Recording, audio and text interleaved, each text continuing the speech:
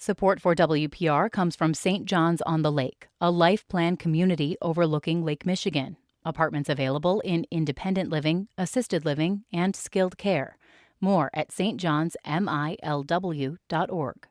Support for WPR comes from Fragrant Isle Lavender Farm and Shop in Door County, where visitors can experience nature amongst the lavender fields with 20,000 lavender plants. Open 10 to 5. FragrantIsle.com. A magical place.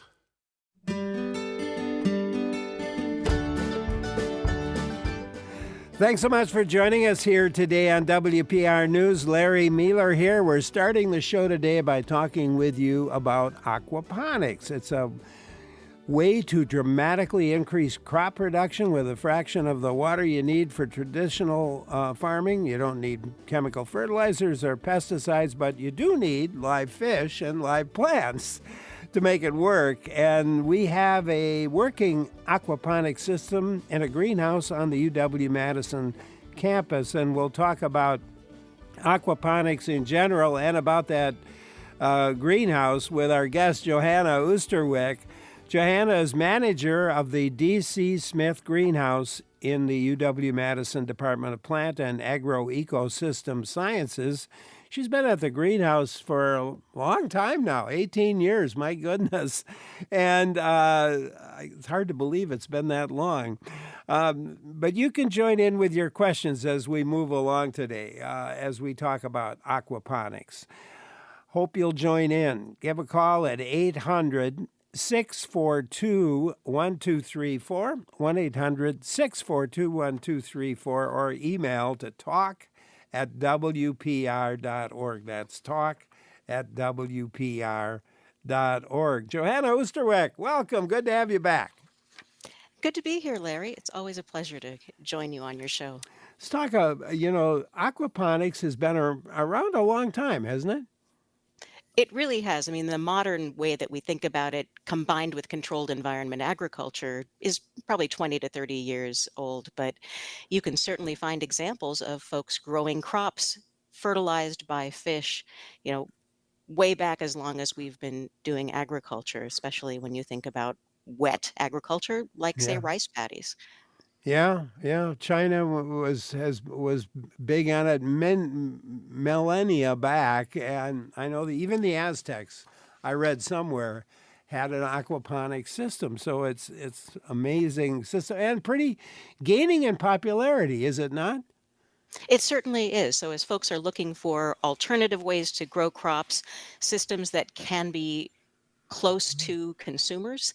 So it's an option for urban agricultural systems. It doesn't take up a lot of space, a lot of land. So when there's not a lot of room to grow a large field of something, we can turn to aquaponics and other controlled environment systems to make better use of the space and actually grow more in a smaller space than we could if we laid everything outside in a field.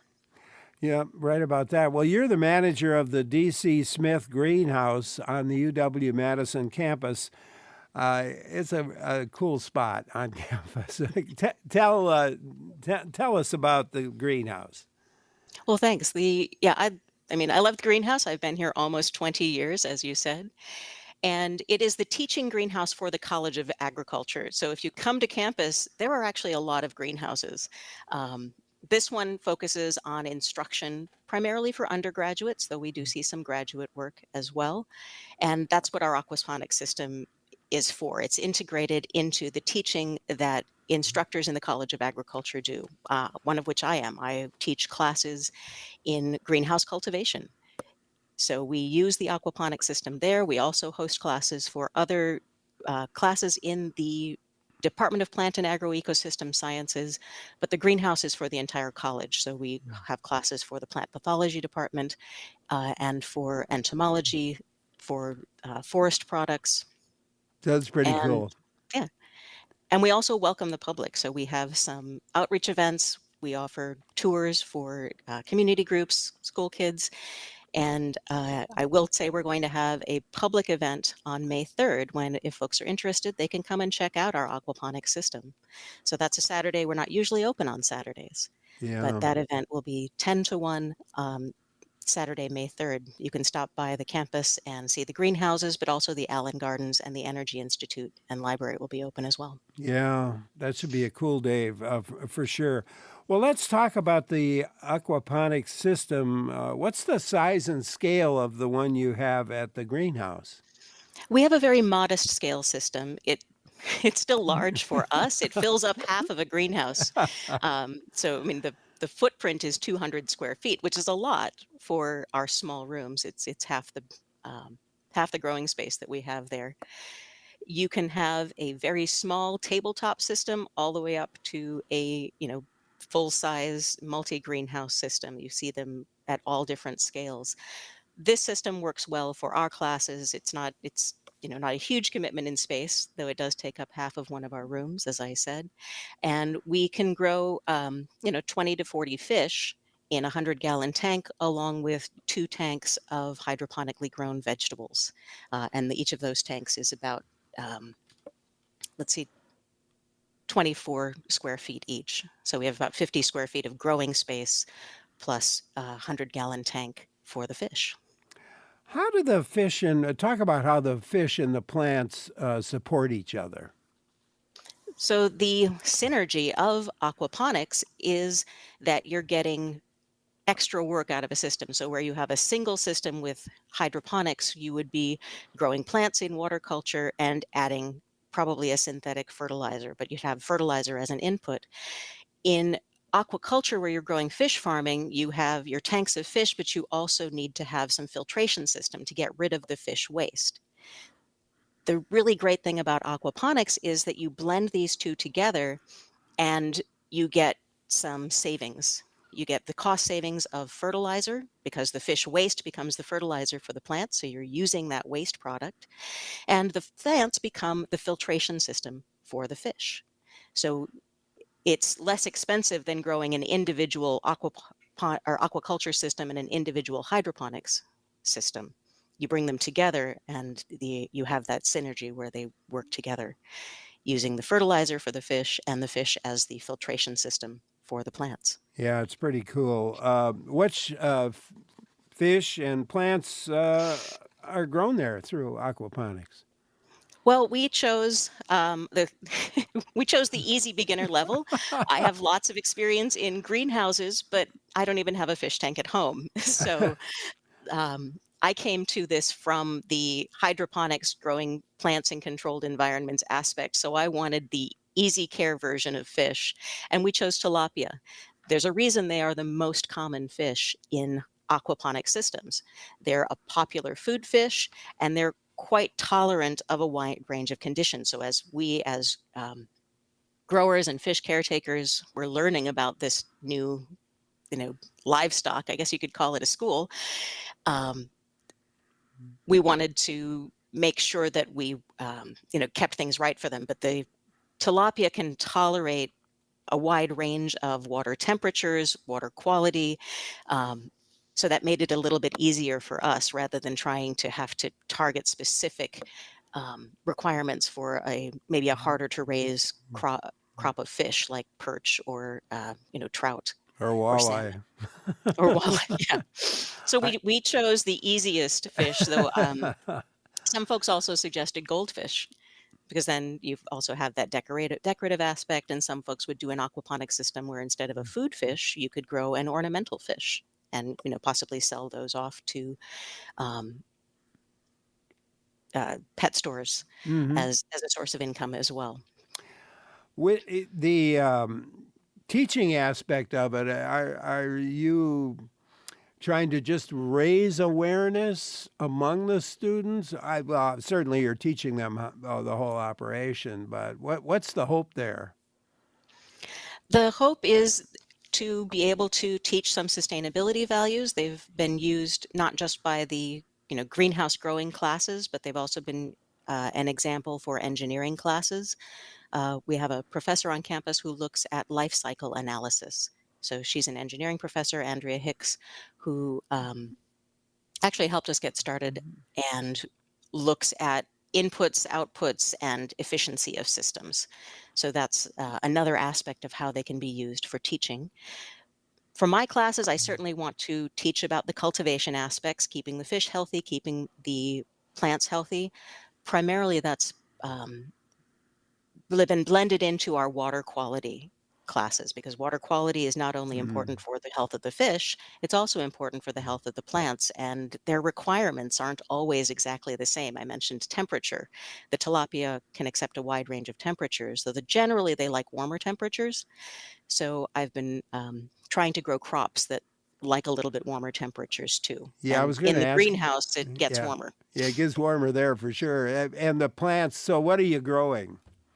So the plants that we are growing, we've tried a couple different things. Currently, I have a crop of basil growing alongside of the fish tank, and they are doing really well. I tried lettuce last year, and I probably should have known lettuce like it cool. And in the greenhouse in the summer, it gets warm, and the fish like it warm. So that was a poor choice on my part. But we had a lot of lettuce, and I also grow lettuce hydroponically. So I had a lot of experience with that, and I kind of wanted to compare the two systems. But one thing to think about if you're, saying, "Well, I'd like to try aquaponics," is matching the requirements of your fish to your plant crop. Yeah. So if you have a warm temperature fish, look for a warm season crop. If you have a cool temperature fish like perch or trout, yeah, go for lettuce or something, but also realize you'll need to keep your environment cooler. So that might be an extra investment in some cooling systems during the summer at least. Hmm. Helen in West Salem has something for us. Let's go there. Hi, Helen. Hi. I just want to tell you that for several years, West Salem High School has this system. And the tilapia is served at a community dinner to over 250 people once a year. And so that's just kind of an exciting thing. And they are going to be enlarging it besides. So that's my comment. Oh, thank you. So that's at West Salem High School. Were you familiar with that, Johanna? I'm not familiar with the West Salem system, but I know a lot of schools do incorporate these systems. Again, just they're a great way to teach a whole lot of things: economics, plant care, animal care, and the efficiency of sustainable systems as well. So they're That's a great option for schools. And they feed over 200 people, Helen. That's great. A nice dinner. Helen from West Salem, thank you so much. You can join in too. The number to call, maybe you've got a story relating to aquaponics or just a question. Number's 800-642-1234. Or you could email us. The email address, talk@wpr.org. Our guest today, Johanna Oosterwick, who's manager of the D.C. Smith Greenhouse. I'm Larry Mealer for WPR News. Coming up at noon today, we'll talk about spring paddling with Rutabaga Paddle Sports owner Darren Bush and Wisconsin Paddling Guidebook author Timothy Bauer. That's at noon here on the Larry Mealer Show. Right now, we're taking a look at aquaponics. And again, if you'd like to join in, the number to call, I hope you will, 800-642-1234, 1-800-642-1234. Or you could email us, the email address, talk@wpr.org. Connor emailed to ask if it's feasible to maintain an aquaponics system in an unfinished basement. He's wondering about humidity concerns, maybe are there odor control concerns or other issues with trying to do it in a residential space? I think it is entirely possible, and I know folks who have set up both hydroponic and aquaponic systems in basements. The primary issue for the plants is going to be you'll need to spend some money on light, and depending on your choice of fish, you may also need to do some temperature control. Um, there may be some dehumidification that needs to take place as well. You're right about that. So there's going to be some environmental monitoring that needs to take place. But assuming you had the water and electricity and appropriate systems to manage the environment, it definitely can be done. There are some interesting sort of systems that are available. You can find blueprints online. A lot of folks are willing to share their information. And I think my best advice for anyone interested in sort of making a home aquaponics system would be to, seek out mentors, find a network in your area. You can do that through social media. There's also a National Aquaponics Association, and most of those folks are glad to share their experiences, help you avoid some pitfalls, and learn from their mistakes, and help you out saying, this system kind of worked better for me, and here's where you can source the materials, here's where you can get your fish food, um, and here's how you can maintain healthy plants and healthy fish at the same time. Yeah. Eli in Iron Mountain, Michigan has something that relates to the healthiness side of things, I think. Eli, hi, thank you for calling. Hey, Larry. Hey, Doctor. Thanks for having me, guys. Yes, so I'm just wondering how dire would it be if a tilapia were to die in the system? How quick would that removal need to be? What would the effects be on the plant?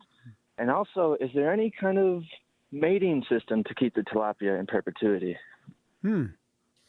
Oh, those are some good questions. So I'll take the first one about fish health first.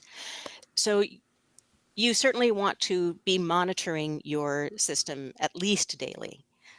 We do daily health checks when we feed the fish. We do have an automatic feeder as well, so they get fed morning and evening.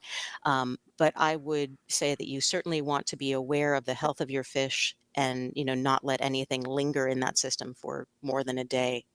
So if you're going away on vacation, find a pet sitter for the fish. Um, so in that case, the plants won't necessarily be harmed by a dead fish floating in the system. I would be more worried about whatever killed that fish. Would that also be infecting the rest of your fish school? And you might need some help to determine whether that was the fish picking on each other, which does sometimes happen, or whether there was a mechanical fault or something else. Why did you have that fish death? So you certainly want to be doing health checks at least daily. And in the greenhouse, we absolutely do that. I mean, we were already used to coming in on the weekends to water the plants, so it wasn't a lot to ask the staff to do the additional training, take care of the fish, and also check their health, do those water quality checks that we do every day, and make sure that things were going well. So adding the fish is, it is an extra level of care and consideration. So don't neglect that. What about, I also asked about mating programs. Can you can you, can you Yeah, get so that going too? you actually can. It depends on your species of fish, what kind of environment they're going to need for reproduction. So it depends on this fish. The ones that I've worked with the most, those tilapia, they like something on the bottom of the tank to lay their eggs in. So by keeping the bottom of the tank clean, we actually prevent them from laying eggs and those eggs from hatching. Um, that's better for us because with my system, I kind of want to go with the school year. So we take the summer off. We harvest the fish at the end of the spring semester, and we start a new school from fry that we buy in the fall. But certainly, a grower can set up their own breeding program where you could collect small fry. You could allow for tilapia that some sort of sediment or like a pebbles on the bottom, let them lay their eggs and collect those fry and then hatch them out. Um, the very young fish would do better in a separate tank system, though, um, because otherwise they may occasionally go through the plumbing. So we have screens to keep small fish from going into the plant system. So the plant tanks are separate from the fish tanks, and there's some good reasons to keep them that way. But it's certainly doable to, just like you would in an aquaculture system, have a reproductive strategy so that you're not constantly buying new schools of fish from a supplier. Yeah. Eli, thanks much for calling. Appreciate it. You can join in too. The number's 800-642-1234 or email to talk@wpr.org. Kathy in Harshaw called, couldn't stay with us, but wants to know if freshwater shrimp instead of fish could work in a Wisconsin-based aquaponics system. The short answer is yes, they could. There are aquaponic systems using a wide range of aquatic animals. So we see everything from shrimp to fish to mollusks, clams, and other bivalves being used as the nutrient source for growing crops of plants. Very cool. UW-Stevens Point supports the Northern Aquaculture Demonstration Facility in Bayfield. How are facilities like that one and yours encouraging the adoption of aquaculture in Wisconsin and perhaps beyond? Sure. The Stevens Point aquaculture program is much older and larger than our simple aquaponics system in the greenhouse that we have here. So Stevens Point offers a full aquaculture program for their students. You can get a minor in that. They also offer at least one class in aquaponics, but their focus is on fish farming primarily. So though they have also looked at aquaponics, but they come to it from the fish farming aspect, where I came to aquaponics from the plant side. So depending on which side of that you're more interested in, I know more about the plants, they know more about the fish, and have a really well-developed program, including that aquaculture center. I think it's in Bayfield, Yeah. where students get that hands-on experience that is so essential to good education, and which is why places like the greenhouse I manage exist.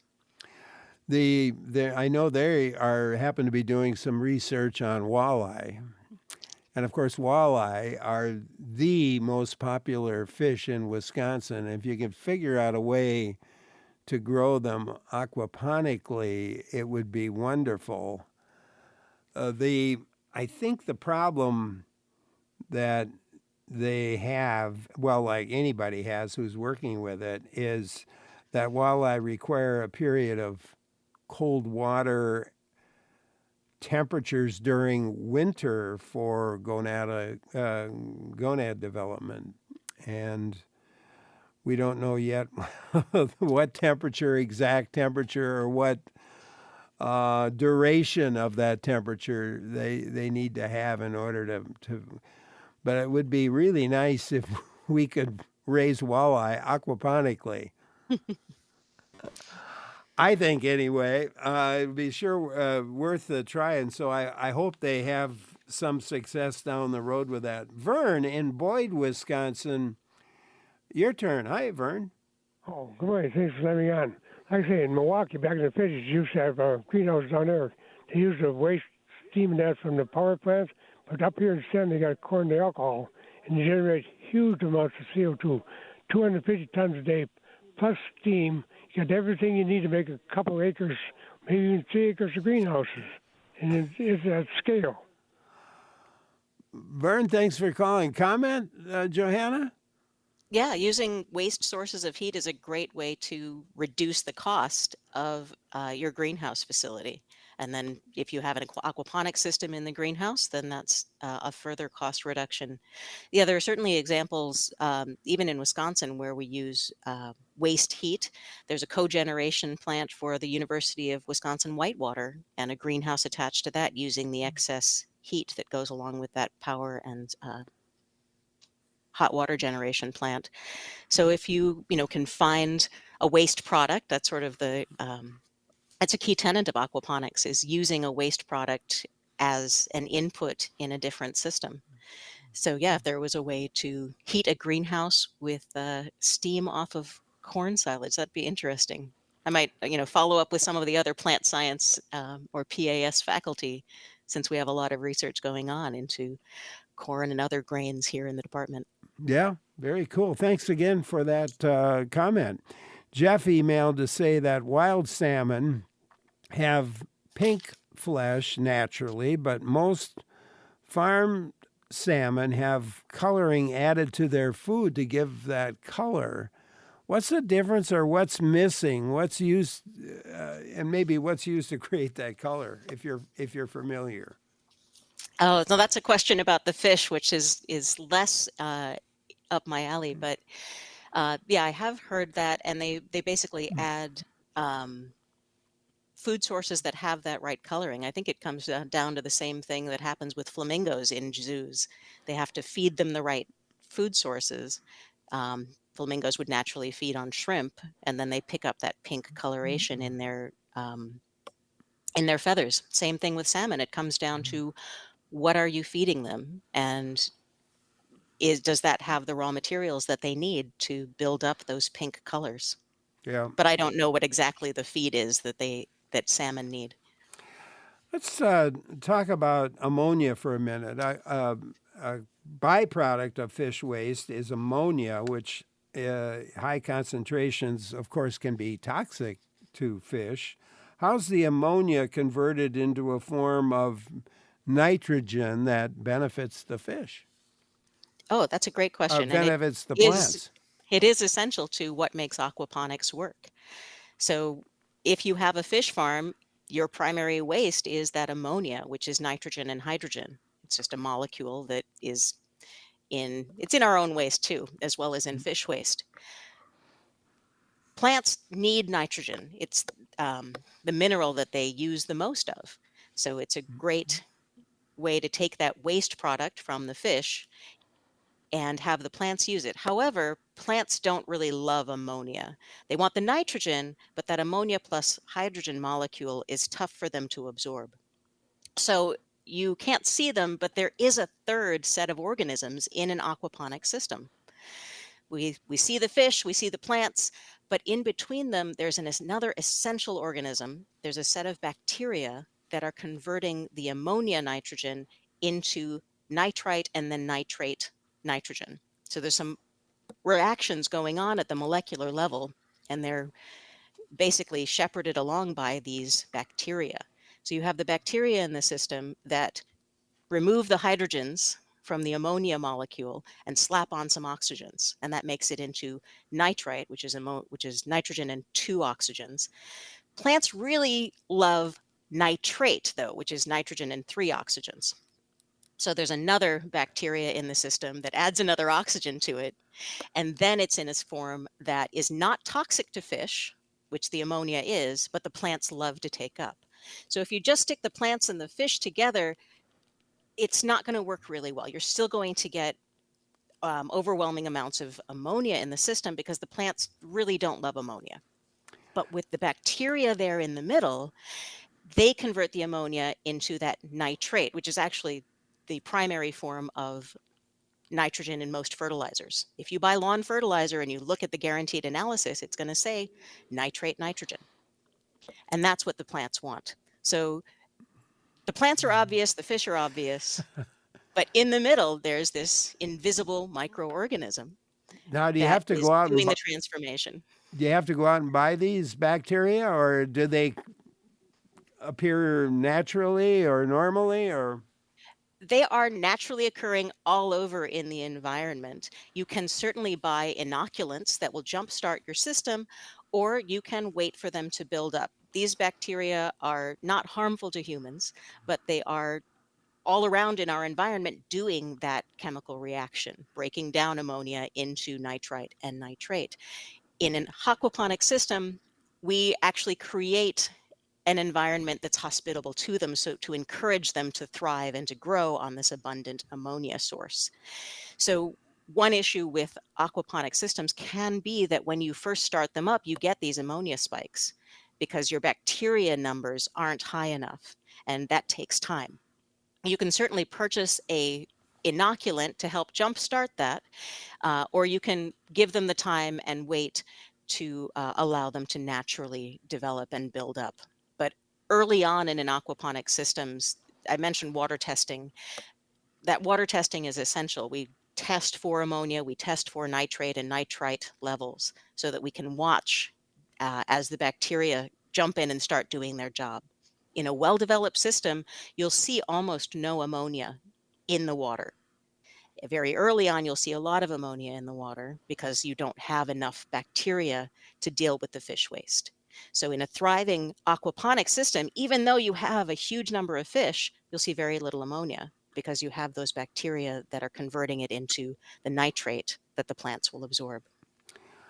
Uh, I was thinking about the water use in this. Aquaponic systems use, I would think, definitely a fraction of the water that is needed on a farm field. Yes, they do. And aquaponic systems are far more productive. Yeah, so it's a combination between aquaponics is also leaning into the productivity that you get from hydroponics and that you get from controlled environment agriculture. So out in a farm field, you're growing your plants and maybe you're irrigating. If you are, a lot of that water is going to run off, some of it will evaporate, and some of it may leach down through the soil. So you lose that water in a variety of ways, in addition to what the plants themselves are actually using. In a hydroponic system, the system itself might hold a lot of water, but most of the water that leaves that system only leaves through the plants. So we see the transpiration loss, but we're not seeing the loss from runoff or leaching or evaporation into the atmosphere. And that reduces the water use by hydroponic and aquaponic systems down to less than 10% if you were growing an equivalent crop, say of lettuce or tomatoes, in an open field. I'm wondering about the potential here in terms of large scale commercial aquaponics. I mean, what's the potential for that? The potential we're seeing now is quite good. A lot of folks are interested in fresh, locally grown produce and fresh, locally grown fish as well. You were mentioning walleye. Sounds like you've got your fork and knife and plate for that fish fry. So there's a lot of potential. However, there are some pitfalls. It's difficult to get to a scale where you can compete with, the um, outdoor production facilities.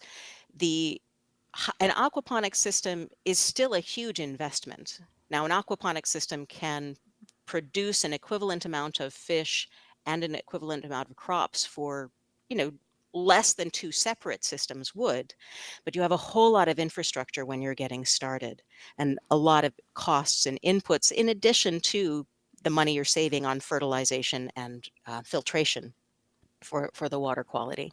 So there are opportunities, but there's a big jump between, say, a small system in your home or school and a full-size commercial system where you can maybe compete with grocery stores, since for most foods margins are very low. So finding that is tricky and can take a lot of investment.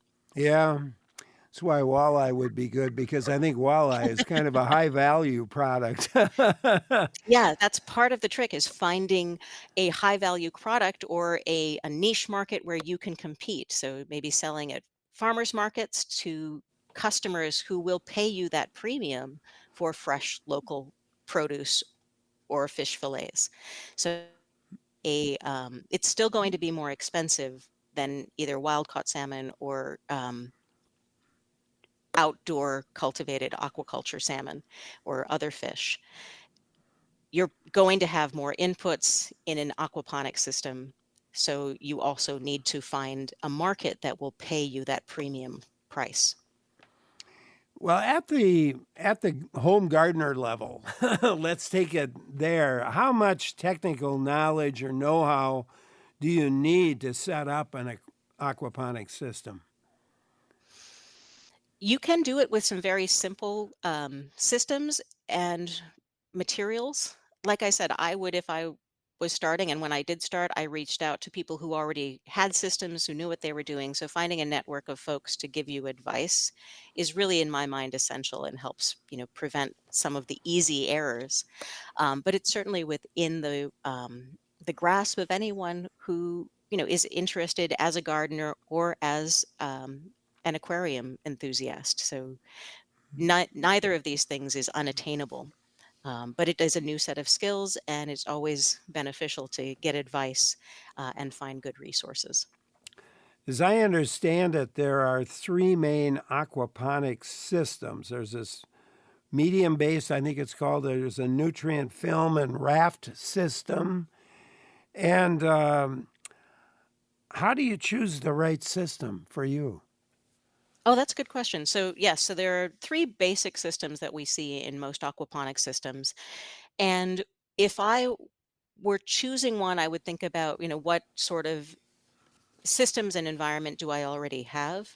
For a homeowner, I would probably recommend starting with a medium-based system. So by medium, we're talking about a media or a support system for the plants themselves. Um, the fish tanks pretty much stay the same in all three of these systems, but what you're talking about is how are you growing the plants? The medium-based system is a little more forgiving, and that makes it a good option for homeowners. You can also have a smaller planting bed area for your plants and get good nutrition. The raft system is what I'm currently using at the DC Smith greenhouse. So the plants are growing in basically, foam board insulation rafts that float on the surface of the water. That's why we call it a raft system or a deep water system, because the water depth is deeper than it is in the other systems. I'm growing that way, but I want to convert maybe after this summer, after the current school is done and I'm setting up the new school year.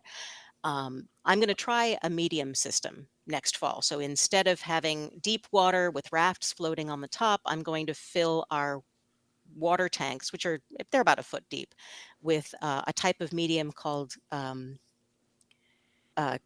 expanded clay. So it's these clay pellets, and you can buy them under a number of different brand names.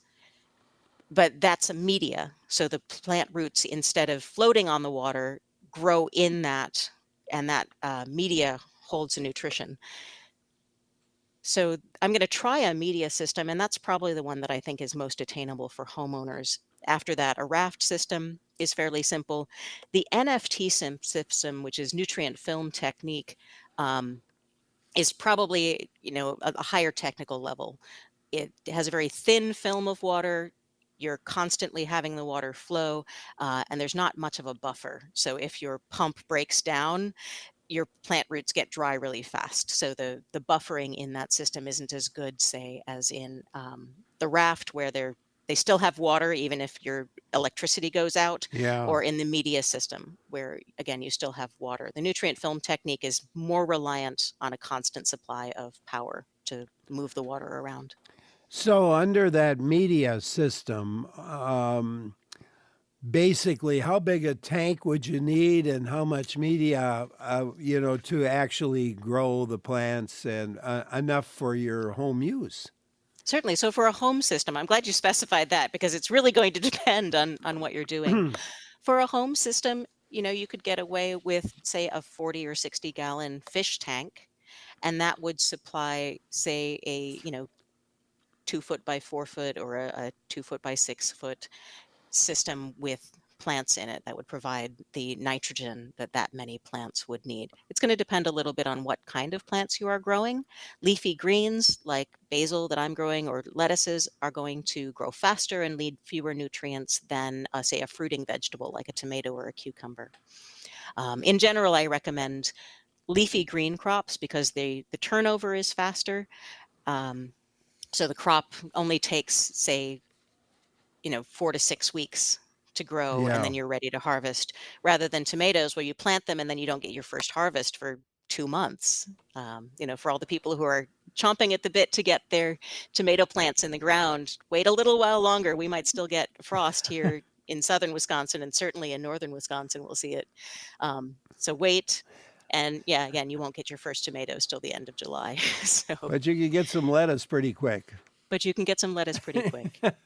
Under this system. Johanna Oosterwick, our guest today, instructional manager of the DC Smith Greenhouse on the UW-Madison Department of Plant and Agro Ecosystem Sciences. Great to have her with us as we talk aquaponics. And again, I'll invite you to join in. The number to call, 800-642-1234, or you could email us. The email address, talk@wpr.org. I'm Larry Mealer for WPR News. Thanks for joining in today on WPR News. Larry Mealer here. Looking ahead to tomorrow on the show, writer and music enthusiast Tom Wilmoth is back to share his spring playlist. So we'll be playing lots of music in that first hour of the show. We'll get a preview of Cheech's Dees Fest later on from performer Greg Hall. And then we talk with members of the lacrosse-based band Toaster Ghost. That's tomorrow on the Larry Mealer Show. Right now, though, we're talking aquaponics with Johanna Oosterwijk, instructional manager at the D.C. Smith Greenhouse on the UW-Madison campus. Great to have her back as we talk with her about aquaponics. Questions and experience to share? I hope you'll join in at 800-642-1234, or you could email us. The email address, talk@wpr.org. Let's talk a little bit more about, what pest infestations, I guess we could call it. Are the plant and fish vulnerable to pest infestations? Well, the short answer is yes, just like any other farming or gardening system. We've got some things that make it easier in a greenhouse system. So we put vents on the windows, or sorry, screens on the vents, just like you put mosquito netting on your windows at home. So we're able to keep out a lot of the pests, but we do still have issues with things like aphids, thrips, spider mites, and whiteflies. Most of our efforts are put into preventing those from getting into the system, though, because especially since we are now including a food animal in the system, we're even more limited on what kinds of controls we are able or willing to use in this system.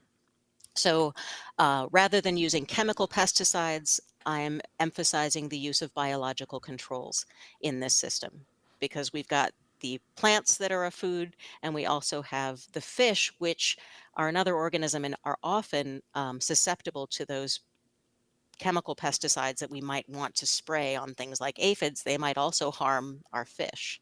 So in an aquaponic system, we do most of our work beforehand by trying to prevent pests from getting into the system. Having a controlled environment with screens on the vents helps with that.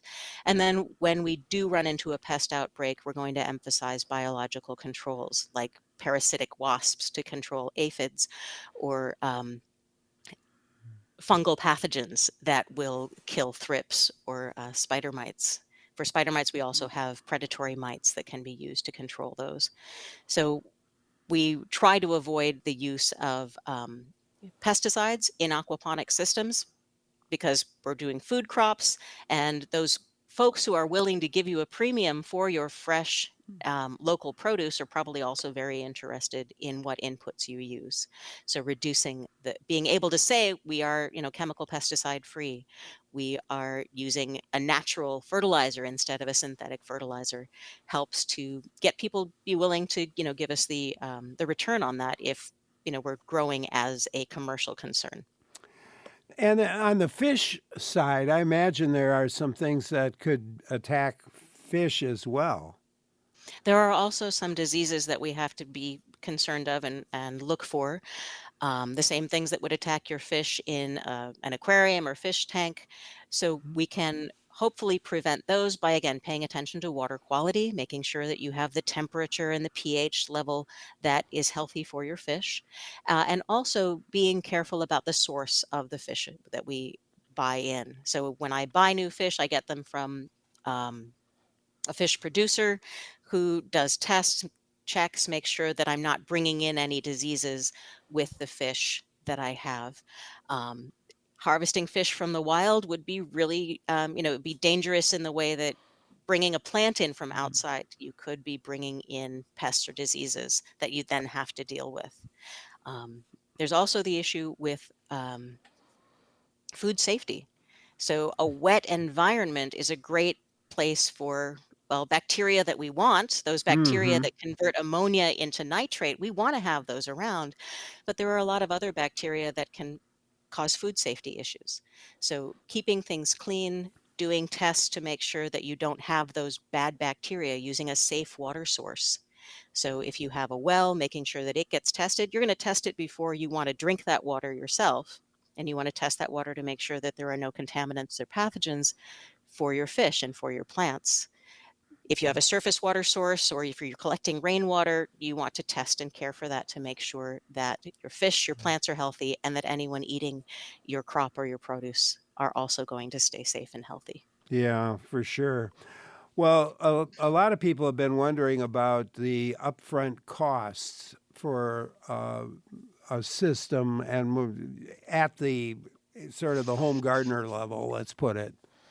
Yeah, so the home gardener level, you can certainly, purchase a system or a kit to put together, and you can find those for a few $1,000s. There are online DIY systems that you can put together for certainly under $1,000.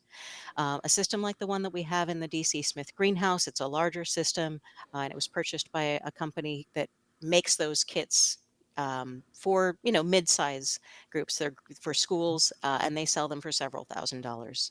You can get more bells and whistles and spend more money, but it's certainly a DIY project that you could do for less than 1,000 at home. There's a bunch of different pieces. You've got the fish tank, the pumps to move the water around. You want a plant tank, and then you also need a a buffer in between there. You'll want another tank sort of for the bacteria and for what we call degassing to Hmm. allow the excess products as the bacteria turn the ammonia into nitrate to gas off and get out of the system. So there are a couple of pieces that you need. It's not free unless you're really good at upcycling stuff. Dana in Green Bay wonders if you can transplant plants started in an aquaponics system. Could you transplant those plants to soil?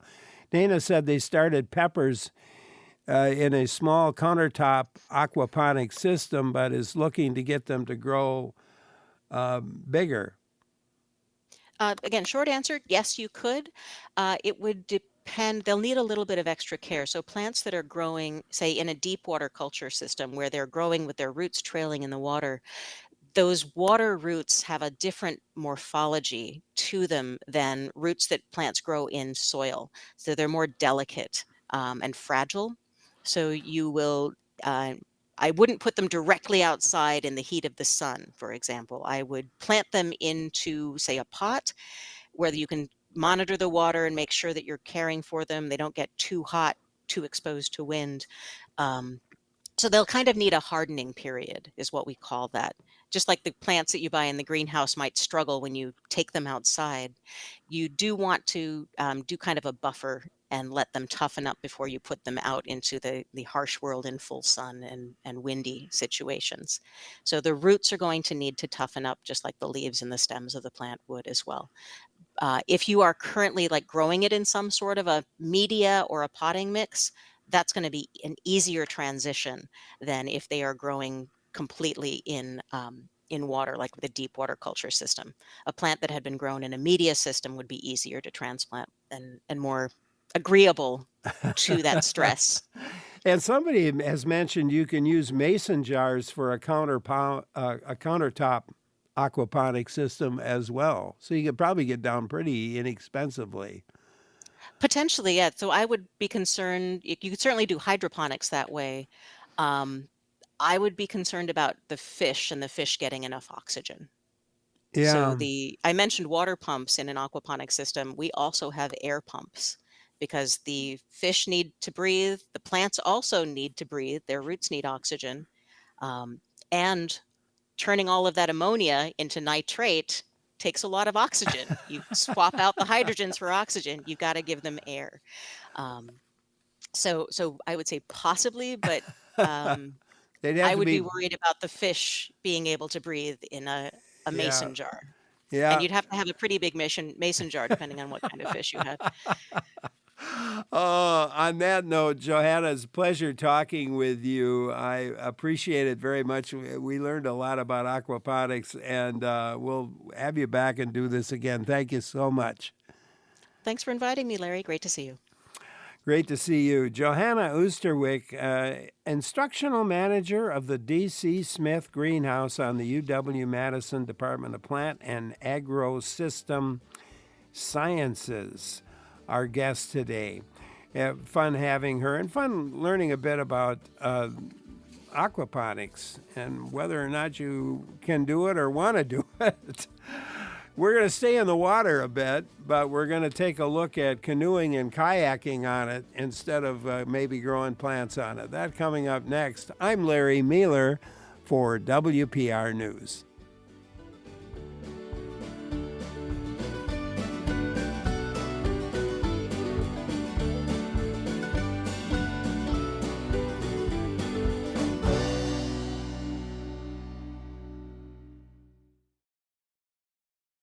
Can I canoe you up the river? Can I canoe you up the stream? Can I canoe you up the river like I did in last night's dream?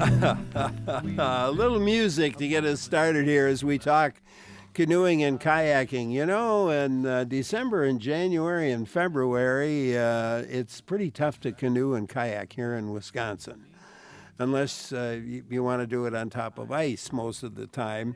But spring is here, and spring paddling is on our minds as we talk about canoeing and kayaking with a couple of experts. Darren Bush, one of them, owner and chief paddling evangelist for Rutabaga Paddle Sports in Madison. Darren, good to have you back. Great to be here. Thank you. With us as well, Timothy Bauer, author of the 2016 guidebook, Canoeing and Kayaking in Southern and South Central Wisconsin, 60 paddling adventures within 60 miles of Madison. Has a forthcoming guidebook covering the driftless area. That's right. Hi, Larry. Coming up. Hi, Timothy. Welcome to the show. Hi, Darren. Hello, Timothy. And hello, everyone outside. trying to sound like Norman Gilliland. It's hard. He's got that voice. That gravelly voice. He's got the voice. And sometimes he's in the studio right next to us, but I don't see him in there now. Well, let's talk about paddling, and maybe you're ready to dip a paddle in your favorite lake or stream. And I hope you will give us a call. Maybe you've got a lake or stream you want to talk about. Maybe you've got a question about canoeing or kayaking equipment, maybe an experience to share. You can call us at 800-642-1234, 1-800-642-1234, or send an email to talk@wpr.org, at talk@wpr.org. Darren, how eager should we be to get out paddling this time of the year on our lakes and streams? Well, it's kind of hard not to be. I'm actually going on Saturday. I'm going to head up and paddle up in the Driftless. I'm going to paddle the Kickapoo, and then possibly Coon Valley has a little stream in it, so I might hit that one too. But it's our 41st wedding anniversary, and my wife wanted to go paddling this weekend. So, what a great way to celebrate the anniversary! Yeah. I'm married up. And Timothy, for you? I try to get out as often as I can. There certainly is a palpable spring fever that takes hold this time of year. But there are some prospects, even during the cold months that you laid out, where sometimes you might be breaking through ice. But at least down here in south central Wisconsin, there are a few select streams that if you choose carefully and you're mindful about the time you're out there, you could find some open water. Yeah. And Darren, I know you've often said that the most dangerous day to paddle is the first day we hit 75 degrees. Right. And that's because a lot of people who get in trouble, especially in the smaller sort of recreational kayaks that they pick up at the, Farm and Fleet or whatever. Hey, it's a beautiful day. Let's go for a paddle. And 70 degrees, sunny and beautiful, but the water's still like 45. Mm-hmm. And then you get out there and you get flipped over and you get in trouble, and you get this thing called cold water immersion shock, where you feel like you can't breathe. And if you're like Tim said, if you're mindful, you can paddle. If you dress for immersion, you can paddle. It's just it's what you don't know that gets you in trouble. Yeah. Mm-hmm.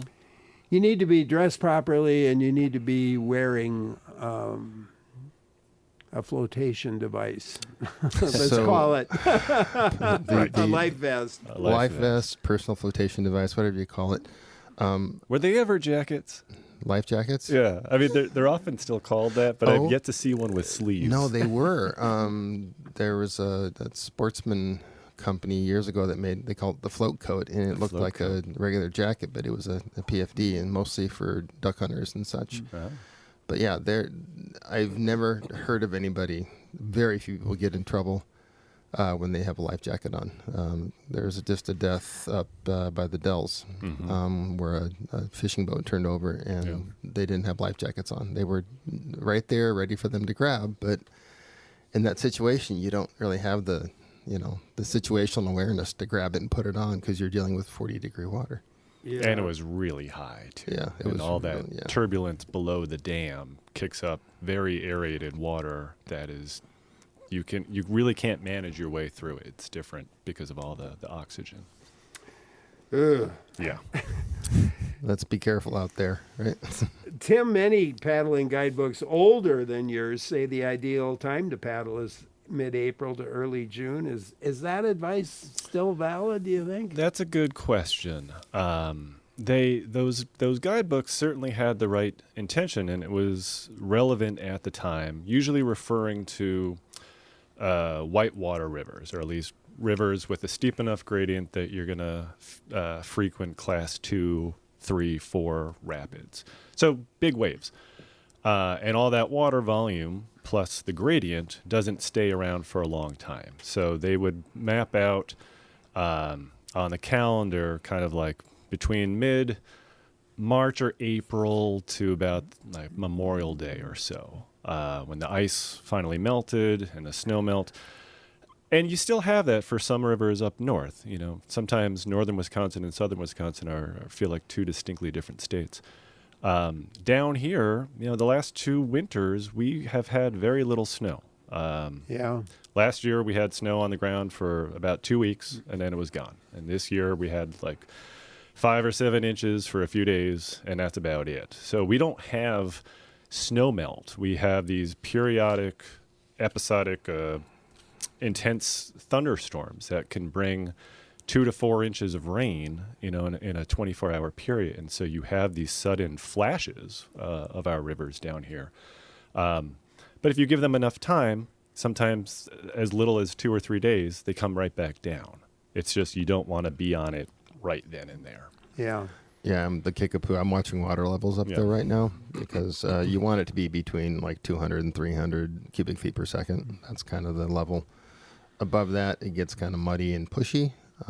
I don't mind that in my boats with my gear, but most people shouldn't do that.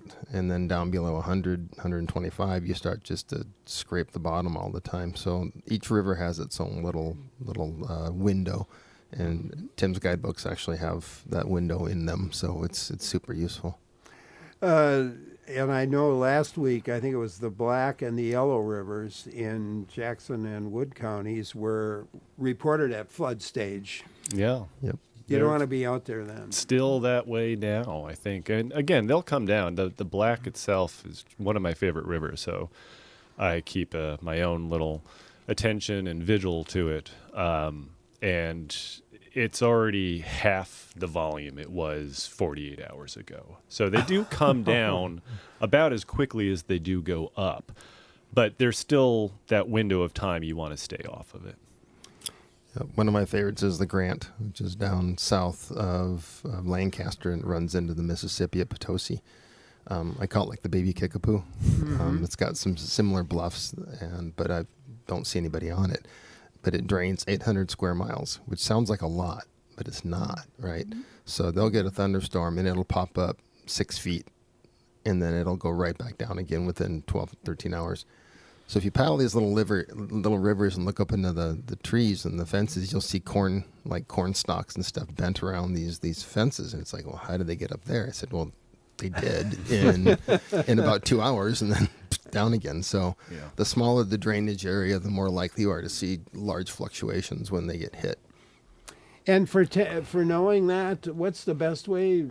You were right on top of things, Timothy, I think, too. Well, probably Darren as well. But So there are two online gauges, I think, that we typically look at. One is through NOAA, NOAA, and the other is through the USGS, Geological Services.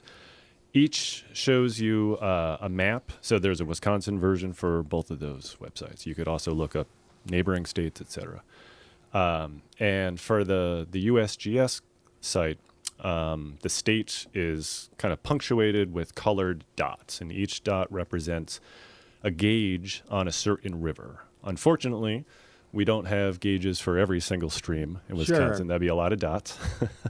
And the other really nuancy thing that's important to keep in mind is that the dots are colored, and they range from black, meaning very high, to red, meaning very low.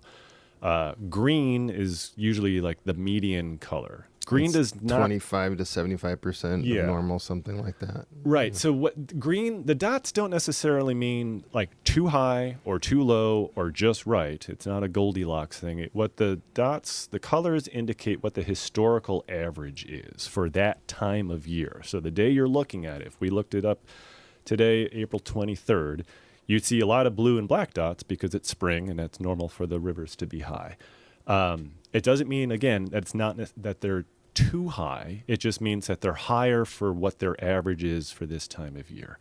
That's all very wonky stuff. On the milespaddle.com website, we have a whole special feature that we spent a fair amount of time coming up with called How to Gauge Wisconsin Water Levels. Whatever search engine is your choice, if you just put all that in or just go to milespaddle.com in our search engine, How to Gauge Wisconsin Water Levels, there's a whole step-by-step feature about how to find the two sites, how to interpret the data. But if you're ever in doubt, ask someone. Ask a local, make a phone call to a paddling shop, to a fishing place. Sometimes even a bar or restaurant that's on the river, they're going to know firsthand knowledge, if it's high, if it's low, if it's dangerous, what the score is. And as Darren, I've heard say, when in doubt, don't. I mean, let that be the bottom line. If you're feeling twitchy and uncomfortable in whatever category, it's not worth it. Yeah. We've already gotten some requests for, and you mentioned where you're going for your wedding anniversary, but we want to know what springs, where are you two paddling this spring, or where do you recommend? Well, any place that is wet, right? So I'll be on the Kickapoo, I'll be on the Grant, I'll be on, the Pecatonica, the east branch of the Pecatonica, everybody's like, oh, man, how can that be? It's like, it's a muddy little farm ditch. But it's my muddy little farm ditch, and I love it, right? Mm-hmm. I was on the Sugar 2 weeks ago with a photographer doing some drone shooting, which was really fun. So I'm going to the Boundary Waters. I'm going to do some longer trips. I'm going to Vilas County. But I always say, saving your vacation for 1 week so you can go on a big trip is kind of like eating once a year, right? Mm-hmm. So I kind of graze and paddle stuff within half an hour of Madison. So I'll do the Wisconsin and I haven't been on the Turtle before, and I haven't been on the Bark before, and those are two on my list, and they're in Tim's book. Mm-hmm. So those are on the list. Tim? My favorite place to go is where I haven't been yet. But there are places like the Driftless in particular in springtime, and again in autumn. But there's something, I think, synonymous almost with the Driftless area in springtime. The real trick with that is without leaves coming out yet, you can really see the rock outcroppings along the bluffs that the Driftless, is abound with.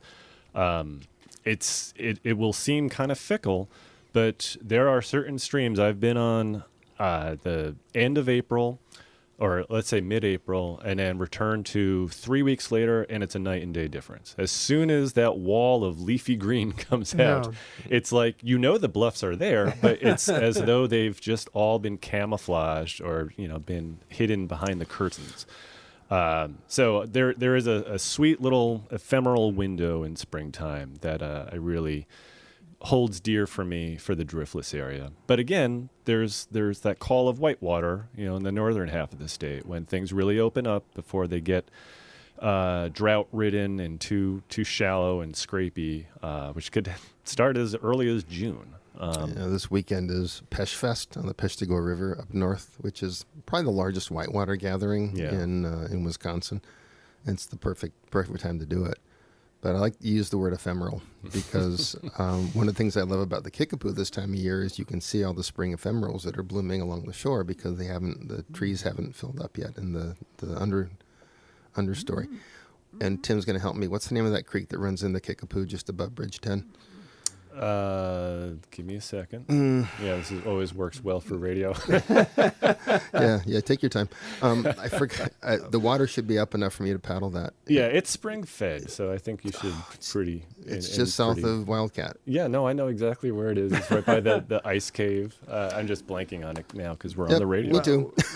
Well, ponder it while I remind everybody we're talking canoeing and kayaking today with Darren Bush of Rutabaga Paddle Sports in Madison, and Timothy Bauer. Tim has a book out on canoeing, 60 paddling adventures within 60 miles of Madison, and a forthcoming guidebook covering the driftless area.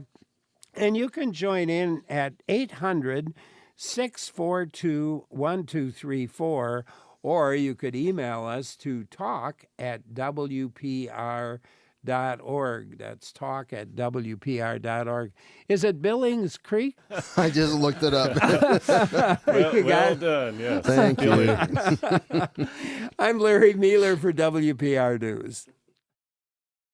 We are talking kayaking and canoeing in Wisconsin with our guest, Darren Bush, owner of Rutabaga Paddle Sports in Madison. Timothy Bauer is member of the milespaddle.com. Milespaddle.com. It's a website for all things paddling in the upper Midwest. It's great to have both of them with us.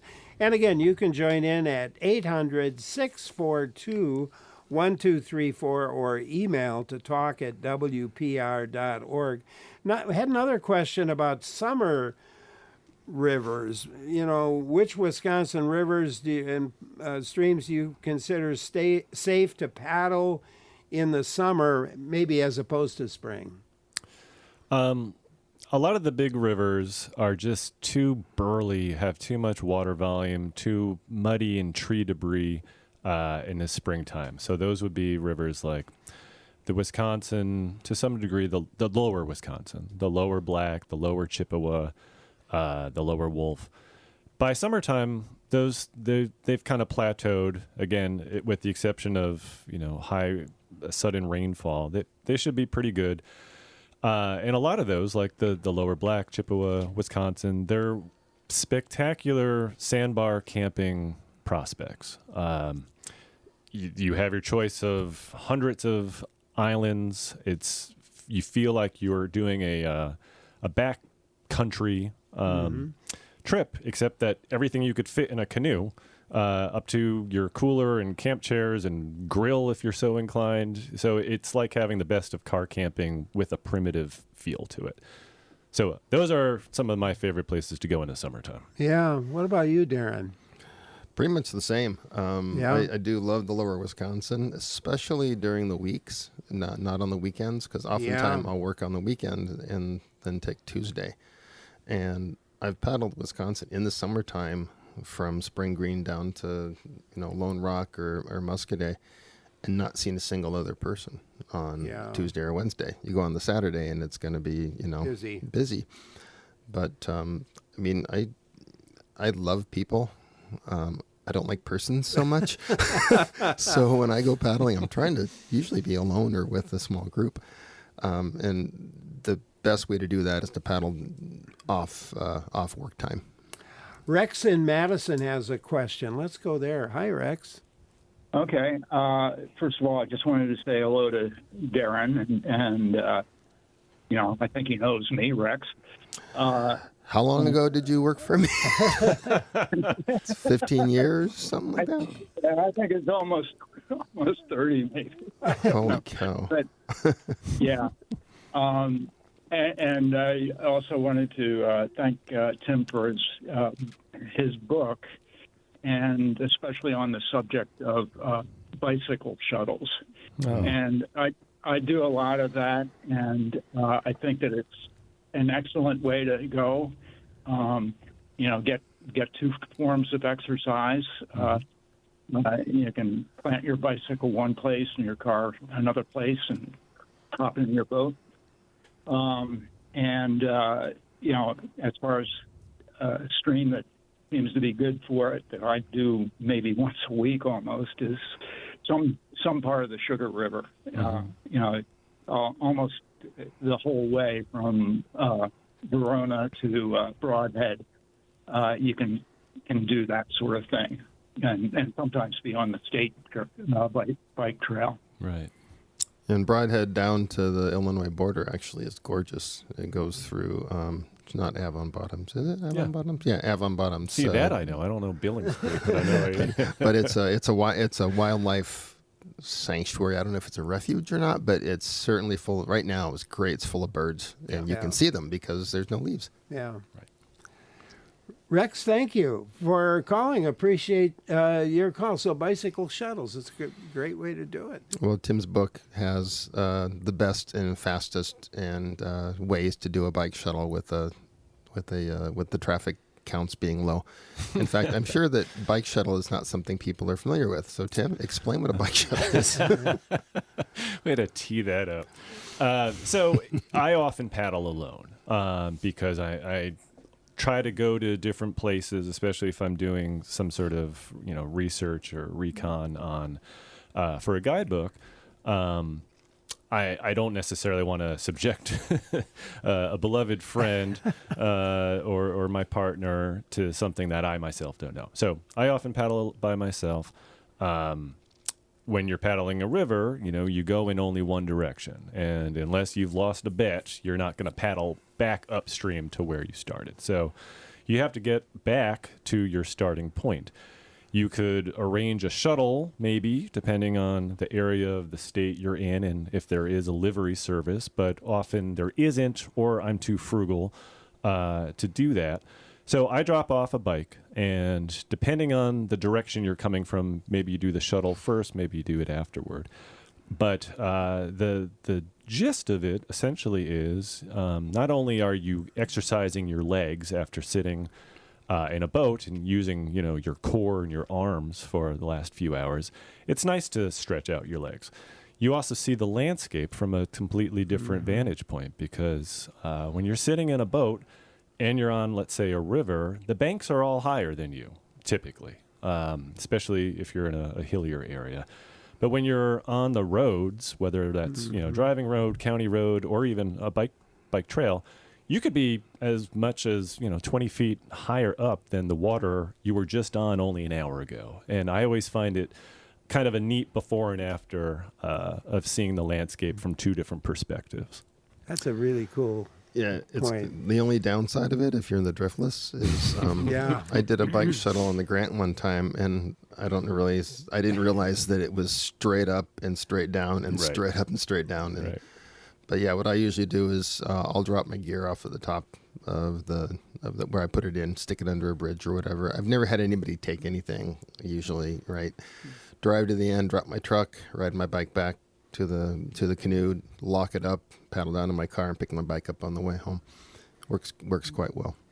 I feel obliged to have a quick PSA that I have had stuff stolen. The strangest things, from bike lights to a water bottle to an actual cooler with my beverage still in it, which still bothers me to this day. So lock your stuff up. This is not to say don't do this at all. Just don't assume always the best, because there are people who are going to take advantage. That said, of the several hundred bike shuttles I've done, I've only had something tampered with like 3 times. So Okay. those odds are pretty good. So, what style of canoe and kayak, is another question, are best for spring paddling, and is there a difference between spring and summer? Well, the best kind of craft is the kind that fits the water you're on. So if you're going to paddle a small twisty turny river, Badfish Creek is just south of here, and it's twisty and turny. You want a shorter, more maneuverable boat, whether it's a canoe or a kayak. If you're going to paddle bigger open lakes, or Wisconsin River, I consider a lake that moves, right? It's just it's a half a mile wide in lots of places, and it just moves. A flat water boat, I've paddled sea kayaks on the lower Wisconsin before. So basically, you tune the boat to where you're paddling, not so much to spring versus summer. Yeah. Nope, I totally agree. Lucas in Jefferson has a question for you. Let's go there. Hi, Lucas. Hi, thanks for taking my call. So I'm from the Jefferson area, which is my house is a stone's throw away from the Rock River. So I haven't been able to really venture out to there. It's just really me and my dog in my household. So I was wondering if your guests had any ideas or thoughts on including your pets with kayaking, and if there's any specialized equipment that they know of that can help with that besides training your dog and having it wear a life vest. Well, treats. That's the special gear. I got this one. First of all, before I answer the question, I need to ask you a question. Tell me about the goats. Mm-hmm. What's with the goat island on the rock? Oh, the goat island. Yeah, we have a goat fest too here. Celebrate the goats. Pretty much just a way to mow the lawn every time, I guess. That's pretty much what I know of. Yeah, so you're paddling down the Rock River and you come around the corner and there's an island full of goats. Pile of goats. That's the only place that's ever happened to me. Mm-hmm. Anyway, answering your question. So I have a 100-pound Pier Newfie cross. Lucy is, she's big. Because I'm in the fortunate position of knowing people in the industry, I actually asked the folks at North Star Canoe, I said, can I come up and build a boat that's just for me and my dog? And they said, sure. So I took a small tandem and set it up as a solo, where I'm about 2 feet behind the center of the boat, behind the yoke, and then Lucy has the whole front. And so it balances because I'm about 200 pounds, she's about 100 pounds, so she's 4 feet from the center, I'm 2 feet from the center, and you can do the physics. So big is better. It depends on the animal, of course. My lab was, oh boy, a couple treats, lay down, we're good for a couple hours. Lucy likes to eat milfoil. She likes to jump out and chase geese.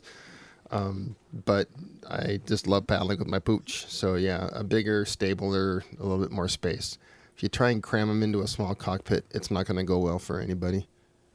Yeah, it makes good sense. Timothy, anything to add? I had a Boston Terrier, pretty much the opposite of Darren's Lucy, and he put up with water to a point.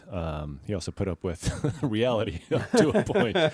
But one trick I found is if I could find some kind of public dry land for him to get out of the canoe, walk around, sniff, he was a little less anxious. And so I tried to choose places where I thought, okay, we could reasonably dry dock here for 10 minutes. He could run around for 5 minutes or so, and we'll get back in. And I kept the trips really short.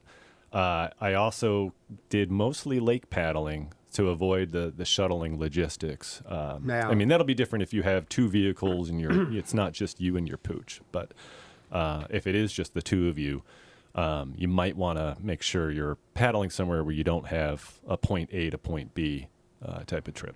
I think our dogs are both black and white, and I think that's where it ends. Yeah, pretty much. And we had a question, you were talking about 1 or 2 people. Actually, it didn't have anything to do with 1 or 2 people. It was the advantages and disadvantages and trade-offs between a solo canoe and a kayak. I love that question. Well, Darren go ahead. I could probably have an entire show about the solo canoe.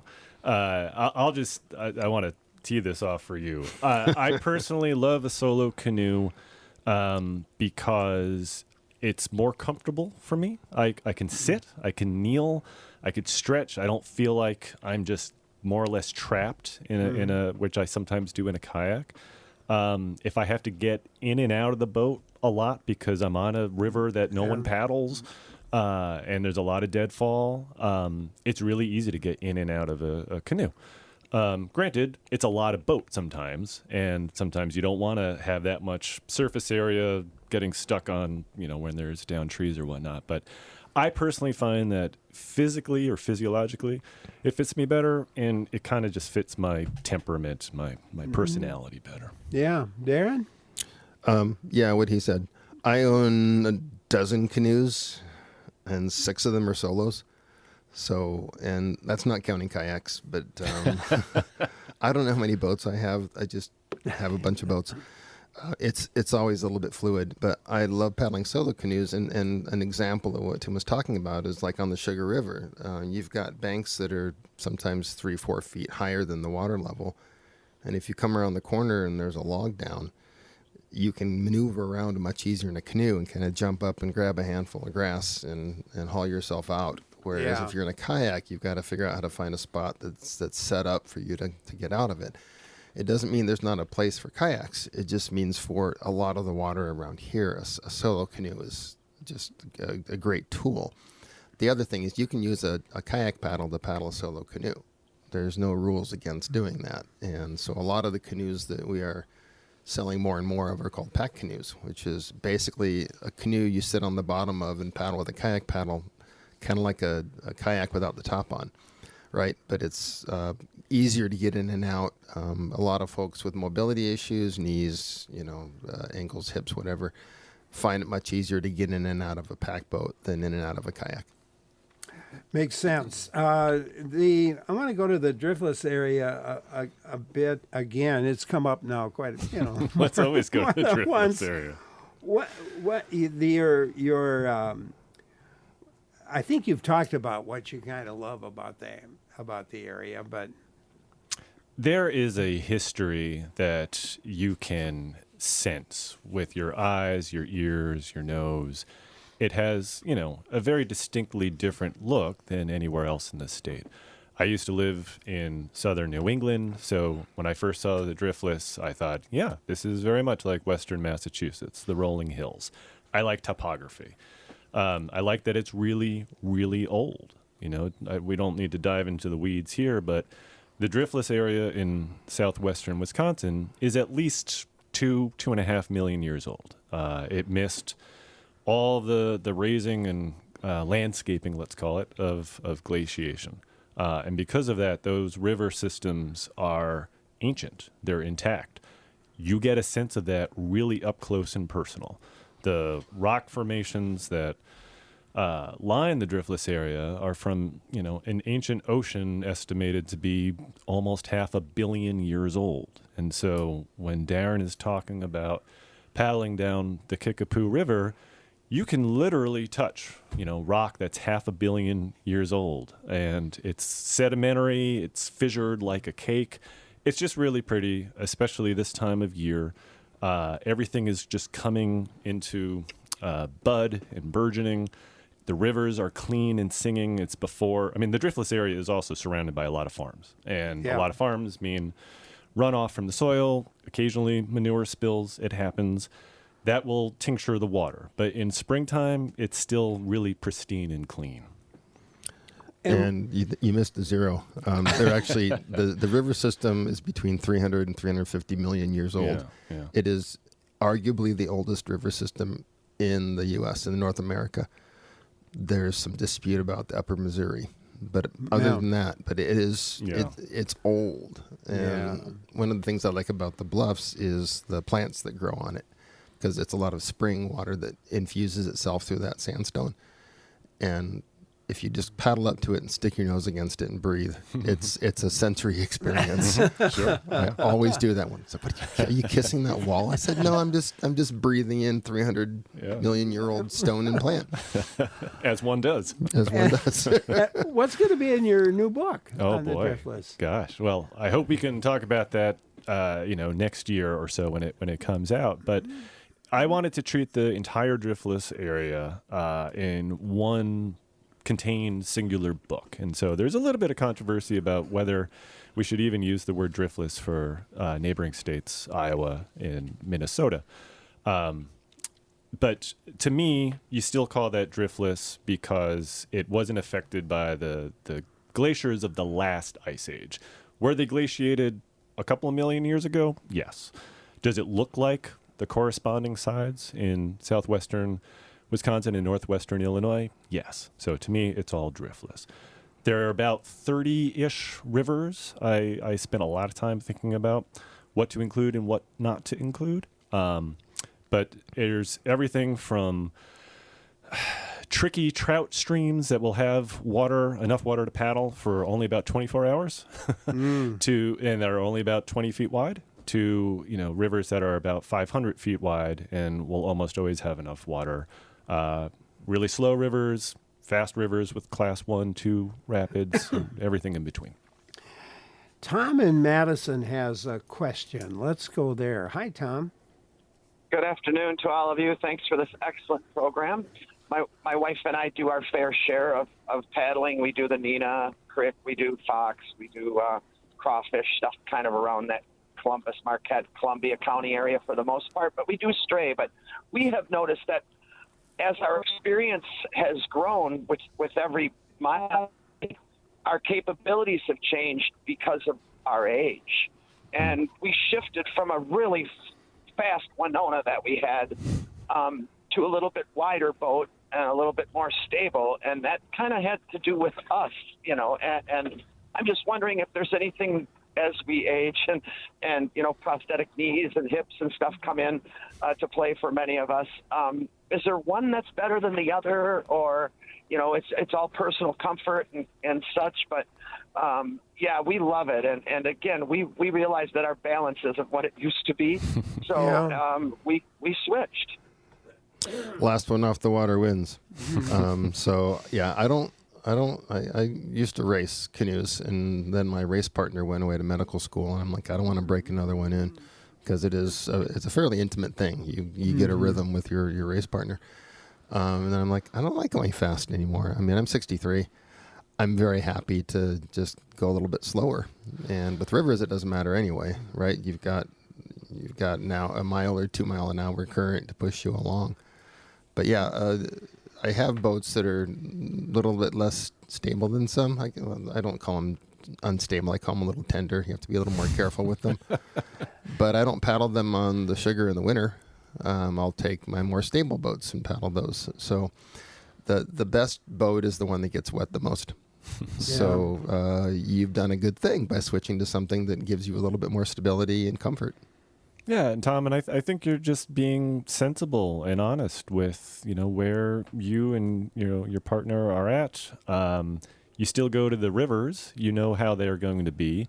You would be kind of dishonest to yourself if you forced it or whatnot. But you're going with what's comfortable for you, what's the best paddling for you, but you're returning to the rivers that you love. And I think that's the exact right way to go about it. Yeah, makes good sense. Stephanie in Madison has a question for us. Let's go there. Hi, Stephanie. Hi. I'm wondering about inflatable kayaks in Wisconsin. I've used one in Colorado, and I really appreciate how gentle they are when you run into something. But I wonder if they transfer to our Wisconsin environment well. They do. And when he first said Stephanie from Madison, I'm like, why is my wife calling me? That's what I was thinking. Is this being set up? Yeah. When are you coming home from work? Yeah, they work great. And inflatables aren't what people think they are. They used to think of them as sort of big beach toys that kind of look like what people think a canoe looks like, but it isn't. They've gone to a different technology. The bottoms of them often use what's called a drop stitch, which basically gives you the ability to make a big, flat 15 psi board. It's like a basketball, right? Mm-hmm. And so they paddle more like hard-shell boats. But the other thing is pack boats. They're becoming a thing as well. And we've got a pack boat that we sell that's 20 pounds. So you can take that, put it on the back of your bike, and pedal to the river, inflate it, paddle down, and paddle back up again, or pedal back up again. So if you've got an e-bike and a small inflatable, the world is your oyster, right? And they're also they're usually a bit less expensive than a hard shell boat, and there's some compromises with performance, but on a river, who cares? And to that point about performance, a friend of mine went out for a 2-hour paddle in his fast boat. Then he went for a 2-hour paddle in his slower boat. And the difference in the time it took him to do the same course was 5 minutes. Wow. So if you go to the boundary waters and, I'm going to get a fast boat, I'm going to go, it's like, yeah, let them, right? You'll get there 10 minutes later and they'll have dinner going. So, just take it easy. Last one off the water wins, right? It's like driving in that regard too. You could drive 10 miles per hour over the speed limit, just cruise through red lights. You're only going to get home like 3 minutes faster. Meanwhile, you've done all this public safety issues. Yeah. The thing I'd say about inflatables, in addition to everything Darren just laid out, you don't have to worry about a roof rack. You don't have to worry about a trailer. It folds up really small in a compartmentalized size that fits, in the back of your car. There's no wind resistance. It's really easy. You don't have to worry about your shoulders, getting a boat on and off the car, straps, etc., wind. That's a real advantage to be able to just do that, get in and out. That's true whether you're going only 30 minutes from your house or 3,000 miles. I think our number one demographic of purchasing those are people in campers or RVs. Because they want to paddle too, but try and get a canoe on top of a big old Airstream. Good luck. Darren Bush and Tim Bauer, our guests today, as we talk paddling with them. And I'm Larry Mealer, and you are listening to WPR News. Talking with Darren Bush of Rutabaga Paddle Sports in Madison, Timothy Bauer, member of milespaddle.com, a website, and he's authored a wonderful book on canoeing and kayaking in south central Wisconsin as well. He's got another book that'll be coming out on the driftless area. Great to have him with us. George in Madison has a question or comment, I believe. George, hi. Hi. Thank you, gentlemen, for talking today. I'm a senior citizen who does a lot of canoeing and short canoes on twisty rivers like the Badfish Creek and the Mecan River. Mm-hmm. And I've been disappointed to see the extent to which some other enthusiasts have cleared out some of the obstacles in these streams.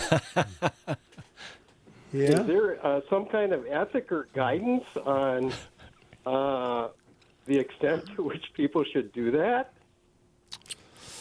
Oh. I don't know if there's a hard and fast rule, George. I think a lot of it's subjective, and a lot of it's going to be prone to safety. I think I'm going to get a little bit out of my lane here and say, I know for some fishing folks and ecologists, having deadfall in the water is good for habitat. I don't disagree one iota. But if I'm coming upon a twist on either the Badfish or Mecan, and full disclosure, I have sawed lots of limbs on both streams.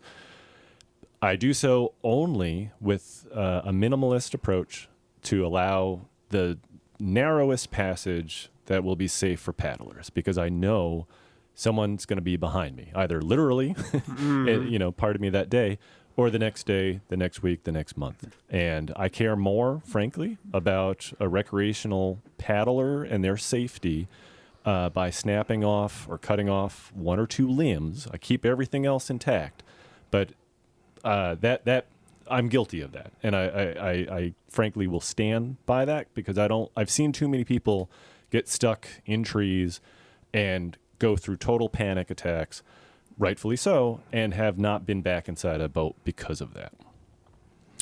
I'm on the same page. I usually carry a bow saw with me, and mostly in the spring. Usually outfitters will keep things pretty clean, but like the Upper Sugar, I don't think I saw a single downed tree that wasn't at least modified a little bit. So they'll cut out, I'll cut out like a 3 or 4 foot swath, right, where people can kind of get their boats through there. But I fully agree that leaving the rest of it in the river for fish habitat or just frankly for aesthetics, I don't like things to be clean. Right. Right. And part of it is the fun, the challenge of navigating, negotiating space, how to get around something. Do you go under it, over it, left, right, etc.? I want to keep that as intact for people as possible. And I think there is a reasonable compromise between that negotiation and public safety. You know, before we close out for sure, I wanted to mention the 60th anniversary of the Wild Rivers Act and a guy by the name of Dave Martin. Tim, you want to... Yeah, be happy. Thank you for the opportunity. A lot of this, frankly, I myself have learned only in the last couple of months, thanks to the River Alliance of Wisconsin, reminding all of us that year 2025 marks the 60th anniversary of, frankly, benchmark legislation done in 1965. It started with the Pine, Popple, and Pike rivers in the very northeastern nook of the state. And essentially what it means is development is prevented along those rivers, or at least certain corridors of the rivers, not the entire river lengths themselves. And what this does, in effect, is preserve the rivers then so that in 1965, they could look like what they looked like earlier in the 20th century. And today, 60 years later, they still look like what they looked like in 1965. That legislation in the state, which I think is also worth noting, was passed unanimously. It was bipartisan, and that is unheard of in today's contentious world of politics. But everyone, Republican, Democrat, was on board with this in 1965. And Dave Martin was a Republican. He was a Republican and was signed into law by Republican Gaylord Nelson at the time. Do you know Fred Madison? Remember him? Mm-hmm. Yeah. Dr. Dirt, who he passed away a couple of years ago. He was sitting in the office with Lyndon Johnson when they put this together. See, he was one of the original guys that did this, and he's from Madison. So yeah, and right. So to Darren's point, 3 years later on the federal level, Congress passed the Wild and Scenic Rivers Act in 1968, which also protected the St. Croix, Namikagon, and the Wolf Rivers here in Wisconsin. But it started off as a homegrown thing. So did Earth Day. Yeah, Right? so did Earth Day, also signed into law by the same Gaylord Nelson. And I think it was March 7th, Dave Martin passed away at the age He was, I think, like 93. 93 years old. Yeah, I know. He had an amazing life and kind of an amazing guy. He's certainly an inspiration because it's a good example too that today we're often we're tagged. You're an environmentalist, but you could be a conservationist and be within conservationist is to conserve. You could be a conservative who still cares about wildlife, wild places, and in this case, wild rivers. Yeah. A couple of other questions. Somebody was wondering about the maneuverability of the inflatable. they're usually quite maneuverable. They're sort of designed that way. The pack boats I'm talking about are very popular out west. So you'll see guys in Colorado that will hike up to a little stream and then they'll fish it and then they'll hike back down again with their 17-pound boat. But yeah, it's all related to length and the shape of the bottom and all that. But some of them do have a little skeg, a little fin. You can insert it to make them track a little bit straighter if you're going on open water, and then pull it off when you get to the river. And somebody else, we're just about out of time, but wondering if you're interested in paddling streams, is there anything different from paddling down a river in a stream? No. Scale. Yeah. I mean, with the gradient, how fast it's flowing, and also the countryside. Are you in farmland? Are you in a forest? Very different experiences. So it's 6 of one, half a dozen of the other. Yeah. I mean, the more remote place you are, you're going to be limited to how many accesses there are in dry land, like how many bridges there are. So that might affect, exactly where you're going. But to my recognition, there is no difference between a river and a creek. There are plenty, like Turtle Creek is called a creek, and it's not a creek. Almost 300 feet wide in places. So where I come from, it's called a crick. A crick, right? Yeah. Darren Bush and Tim Bauer, our guests today. Darren, owner of Rutabaga Paddle Sports. Timothy Bauer, member of milespaddle.com. Take a look at that website as well for all things paddling in the upper Midwest. Great to have them with us. And always great to have the team that we've got, Joel Patnaud and Clara Neipert, our producers. Technical directors are Lee Rayburn and Jeff Robbins, and our executive producer, Jill Nadeau. I'm Larry Mealer. Thank you for listening, and stay with us. Lots more in store here on WPR News. And Rutabaga Paddle Sports, by the way, is one of our many business sponsors. Great to have them as well.